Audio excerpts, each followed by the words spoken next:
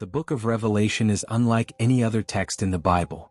Mysterious, symbolic, and often terrifying, it presents visions of beasts, angels, plagues, and cosmic battles that seem to come straight from a dream or a nightmare. But beneath its dramatic language lies a coded message written during a time of oppression and fear. Most scholars agree that Revelation was written around 95 AD, during the reign of the Roman Emperor Domitian. Christians were being persecuted, and John of Patmos, the book's author, used metaphor to conceal radical spiritual resistance against the empire. What's fascinating is how Revelation connects with the archaeology of the ancient world. From temple ruins to unearthed scrolls, discoveries are beginning to reveal the real-world context behind John's apocalyptic visions. The book's terrifying symbols may not only be spiritual allegories but also reflections of real events, power structures, and cities. New archaeological methods, including digital mapping and satellite imagery, are helping scholars uncover lost churches, forgotten inscriptions, and subterranean sanctuaries that match locations described in the text. Far from being just a fantasy, Revelation is becoming more grounded with every discovery. These findings are reshaping our understanding of early Christianity, not as an abstract belief system, but as a revolutionary movement deeply embedded in the socio-political landscape of the ancient Mediterranean. Revelation's ancient discoveries are not just relics. They are keys that unlock a hidden history, a history that may completely change how we see the end of the world and the beginnings of a new one. Revelation opens with letters to 7 churches in Asia Minor, real cities that now lie in ruins across western Turkey. These cities, Ephesus, Smyrna, Pergamum, Thyatira, Sardis, Philadelphia, and Laodicea, were cultural and economic powerhouses of their time, yet each faced unique challenges. What's remarkable is how archaeological evidence aligns with the spiritual criticisms John offers in Revelation. For example, the Laodiceans are rebuked for being lukewarm, neither hot nor cold. Excavations reveal that their water came from aqueducts that cooled or warmed as they traveled, making the metaphor eerily literal. Pergamum, described as where Satan's throne is, was home to a massive altar to Zeus. In Ephesus, archaeologists have found Christian graffiti near pagan temples, confirming that early Christians lived amid religious conflict. The ruins of early churches, baptistries, and secret worship areas show how believers practiced their faith in defiance of Roman expectations. These ancient communities didn't just receive Revelation's messages, they lived them. The social tensions, political pressures, and economic disparities of the time are written into the stone foundations and faded mosaics.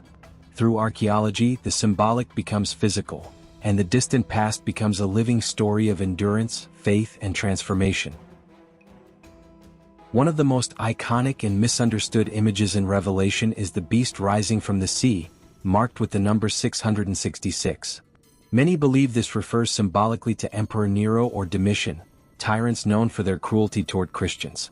Ancient Roman coins have been found that bear the image of emperors crowned with rays, symbolizing divinity, which could match the description of the beast speaking blasphemies. Additionally, the Whore of Babylon, draped in purple and gold, may refer to the city of Rome itself, known for its opulence and moral corruption. Excavations of Roman ruins have unearthed imperial propaganda inscribed into monuments, buildings, and even sewers. These artifacts reveal a culture of worshipping emperors as gods, a direct challenge to Christian monotheism. Babylon wasn't just a spiritual metaphor, it was a living, breathing empire that early Christians viewed as the enemy. Inscriptions that declare Roma Aeterna, or Rome Eternal, contrast sharply with Revelation's prediction of Babylon's sudden destruction. These findings show how John's vision was both spiritual and political. It was a revolutionary declaration, hidden within the folds of prophecy. Understanding the historical Babylon, both in Mesopotamia and Rome, helps decode this section of Revelation. The beast, the woman, the dragon, all represent real fears, powers, and enemies faced by believers. Revelation foretells a climactic battle at a place called Armageddon, a name derived from the Hebrew Har Megiddo, meaning Mount Megiddo. Located in northern Israel, Tel Megiddo is one of the most excavated archaeological sites in the world. Over 20 layers of ancient cities have been found stacked atop one another, dating back thousands of years. This area was a strategic military site for Egyptians, Israelites, and Assyrians, making it a fitting symbol for the final battle between good and evil. Archaeologists have uncovered chariot stables, military outposts, and religious altars, testament to the area's violent history. The bloodshed of Megiddo was well known to ancient people, and John's use of it in Revelation was likely to stir memories of conquest, judgment, and divine intervention. While many see Armageddon as a metaphor, its geographical location grounds it in reality. If Revelation's prophecies were to unfold on Earth, Megiddo would be their epicenter. The archaeological record shows a place stained with centuries of war, echoing the very themes of apocalypse, conflict, and divine justice that Revelation describes. Not all versions of Revelation are the same. In fact, recent discoveries have revealed that early manuscripts contain significant variations, some of which challenge traditional interpretations. The most famous example is the number of the beast. While most modern Bibles list it as 666, ancient manuscripts like Papyrus 115 list the number as 616. This numerical difference has massive implications, especially for scholars who try to decode it using gematria, a system where letters correspond to numbers. Beyond that, some early Christian communities included alternate endings or emphasized different parts of the text. These variations suggest that Revelation was a living document, passed down and adapted depending on the needs of each community. In Egypt's Nag Hammadi library and the Dead Sea Scrolls, parallel apocalyptic texts have been found, some of which share symbols or structures with Revelation. These discoveries offer a wider view of early Christian and Jewish apocalyptic thinking. Rather than a singular, fixed prophecy, Revelation might be one chapter in a much larger tradition of mystical literature. Archaeologists and theologians continue to analyze these manuscripts, decoding the choices of scribes and the beliefs of forgotten sections. These textual treasures tell us that the book of Revelation was not only powerful, it was controversial, dynamic, and endlessly reinterpreted. Revelation is packed with symbols that feel unique, surreal, and otherworldly, but many of these images have deep roots in much older traditions. The dragon, for instance, often associated with Satan, mirrors Mesopotamian myths like Tiamat, the chaos dragon defeated by Marduk. The sea beast in Revelation resembles the Leviathan of Hebrew mythology, while the woman clothed in the sun recalls ancient depictions of goddesses like Isis or Inanna. These aren't coincidences. They show that John of Patmos was writing within a vast symbolic tradition, pulling imagery from centuries of myth, theology, and mysticism. Archaeologists have found ancient Babylonian and Assyrian tablets depicting winged beasts, hybrid creatures, and cosmic battles that bear striking resemblance to the visions in Revelation. This overlap doesn't diminish the spiritual value of the book. Rather, it shows that Revelation is part of a larger human story, one in which cultures express cosmic struggle through shared symbols. Temples uncovered in ancient Syria and Egypt feature murals and carvings of divine judgment scenes with scales, trumpets, scrolls, and fire, all of which echo elements found in Revelation. These ancient connections help decode the meaning behind the visions. Rather than random chaos, the imagery reflects a cycle of order, destruction, and rebirth, common themes in apocalyptic literature across civilizations. Revelation then becomes less of a prediction of one final event and more of a universal reflection on human nature and divine justice. The concept of judgment in Revelation, where the dead rise and are judged according to their deeds, resonates across ancient belief systems. The image of books being opened, the weighing of actions, and the separation of the righteous from the wicked appear not just in Christianity but also in ancient Egyptian, Greek, and Persian texts. In Egypt, the weighing of the heart ceremony determined if a soul was worthy of paradise. Archaeologists have found tomb inscriptions and artifacts depicting this ritual with the heart weighed against the feather of Ma'at, goddess of truth. In Zoroastrianism, a bridge called Chinvat separates the good from the evil after death, a clear parallel to Revelation's lake of fire. Even in Greco-Roman mythology, judges of the underworld decided the fate of souls. What makes Revelation unique, however, is how it amplifies these traditions into a cosmic scale. Stars fall, heavens open, and the entire earth is transformed. Through archaeological comparison, we begin to see that the Judgment Day in Revelation is not just a theological warning, but a synthesis of thousands of years of belief. It takes the personal fear of death and projects it onto the entire world. Excavated catacombs in Rome show early Christians painting scenes of judgment on their tombs, not out of fear but hope. To them, judgment wasn't only punishment, it was justice finally delivered. These ancient artworks, found beneath layers of pagan Rome, offer a visual theology that brings Revelation's final scenes into the realm of human experience. In the final chapters of Revelation, John describes the descent of a heavenly city, the New Jerusalem. It's portrayed with streets of gold, gates of pearl, and walls adorned with precious stones. But is this merely symbolic?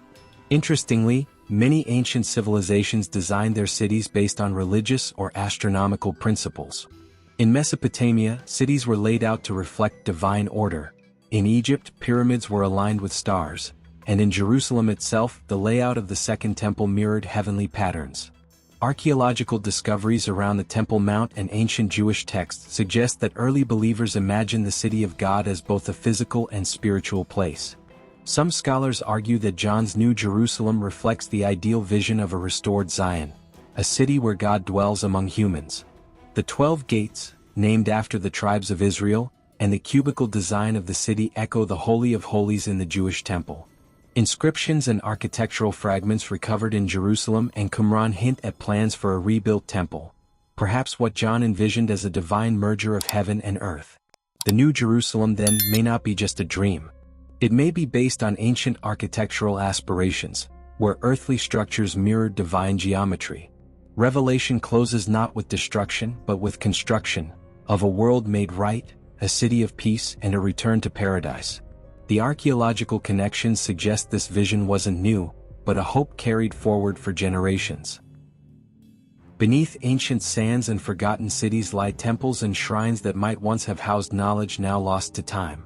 In Revelation there are numerous references to hidden manna, sealed scrolls and forbidden wisdom. These are not just poetic ideas, they align with historical practices of temple secrecy. The Dead Sea Scrolls, discovered in caves near Qumran, contain texts that speak of apocalyptic visions, secret rites and divine instructions given only to the initiated. Some of these writings parallel Revelation's tone and themes. In other regions like Dendera in Egypt or Sardis in Anatolia, temples were designed to conceal inner sanctuaries, rooms filled with esoteric symbols, astronomical calendars and coded rituals. Archaeologists have uncovered secret chambers, strange inscriptions and underground passageways that suggest these sites were used for more than public worship. They were centers of initiation into ancient mysteries. Revelation speaks of a scroll that only the Lamb can open, and of mysteries hidden since the foundation of the world. Could these refer to literal texts lost in temple ruins? It's possible. The theme of hidden knowledge guarded by divine beings reflects a long-standing human fascination with the unknown. The discovery of ancient tablets, esoteric diagrams, and secret vaults continues to challenge our understanding of what early civilizations knew, and what they believed was too powerful to be shared openly. Revelation ends with a profound image, a new heaven and new earth, where time itself seems to reset. This idea, that destruction leads to renewal, is echoed in many ancient cultures. The Mayans, for example, believed in cyclical ages of creation and destruction. Hindu cosmology describes world ages or yugas, ending in great upheaval followed by rebirth.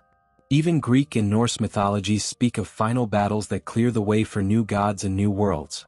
Archaeological sites like Göbekli Tepe and Stonehenge suggest that early civilizations may have aligned their sacred structures with cosmic cycles, perhaps in anticipation of cataclysmic events.